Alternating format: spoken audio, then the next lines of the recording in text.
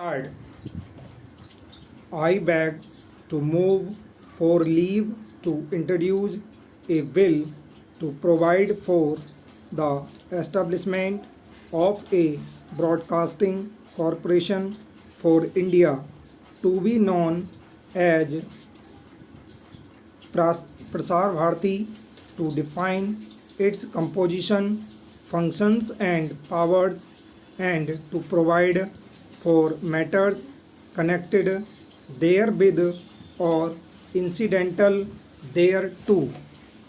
Sir, while seeking the leave of the House to introduce the bill, I have the satisfaction of fulfilling a promise that the National Front had made to the people of the country.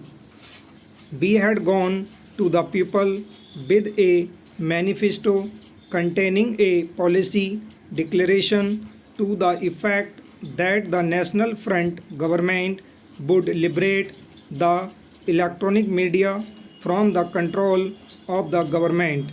The roots of this policy are to be found in the universal perception of the important role that radio and television play in the life of our people and the influence that they have come to wield on the development and evolution of our society. Starting from humble beginnings, radio programs have today become available to almost 97% of the population of our country, and even television, which started relatively recently, is now beaming its programs to almost 76% of our population. These two media have therefore become the prime sources for the dissemination of information and for providing education and entertainment to the people. In such a situation, it is essential to jealously guard the inalienable rights of our citizens to a free and unbiased flow of information and their right to be informed about what they wish to know, and not only what others think that they should know. We believe that no matter how enlightened the government is, any control would by definition be an encroachment on this free flow of information and ideas. In a sense, therefore, the imposition of such control represents the beginning of the destruction of a really free and democratic society to the ideals of which we are firmly committed. We have in the recent past seen the brazen and uninhibited misuse of these two media for narrow partisan purposes, resulting in the total destruction of their credibility, which is and must always remain the most prized asset of any broadcasting system. There have been aberrations in the manner in which news and current affairs programs, which political and social contents have been presented. The media have too often been manipulated in total violation of the accepted norms. I would like to draw your attention briefly to the background of the bill which I am presenting today and to some of its salient features. The perception that electronic media can function unbiased only when they are autonomous is now new in our country. However, this perception has sharpened over the time in keeping with the ever increasing reach of radio and television.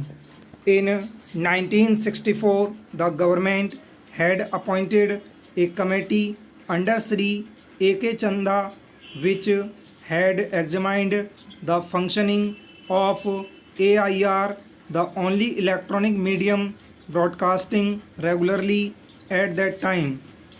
This committee had recommended the constitution of a separate corporation for Akashvani with freedom to evolve its own methods of recruitment, regulated scales of pay, and conditions of service according to its needs, and devise a financial and accounting system appropriate to its creative activities.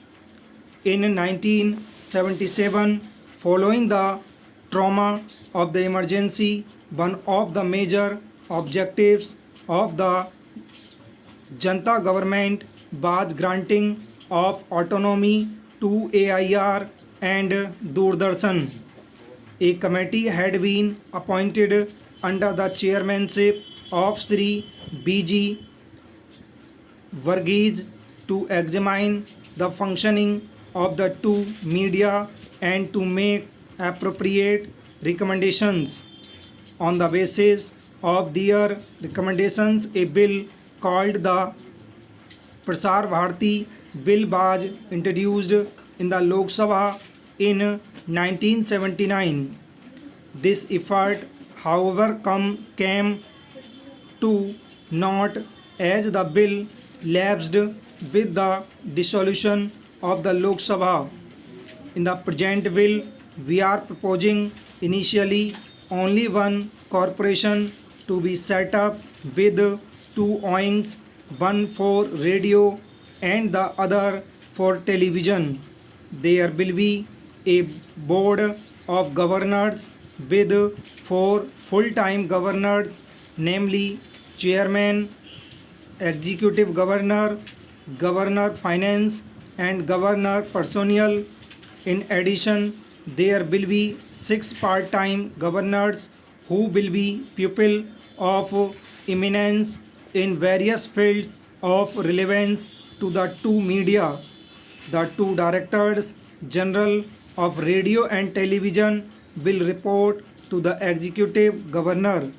We have provided for a method of appointment of the chairman and governors which virtually does away with the government's role in the process. They will be appointed by the president on the recommendations of a committee consisting of the chairman of the Council of States, the chairman of the Press Council of India, and a nominee of the President of India. The independence of the board of governors has been full stop.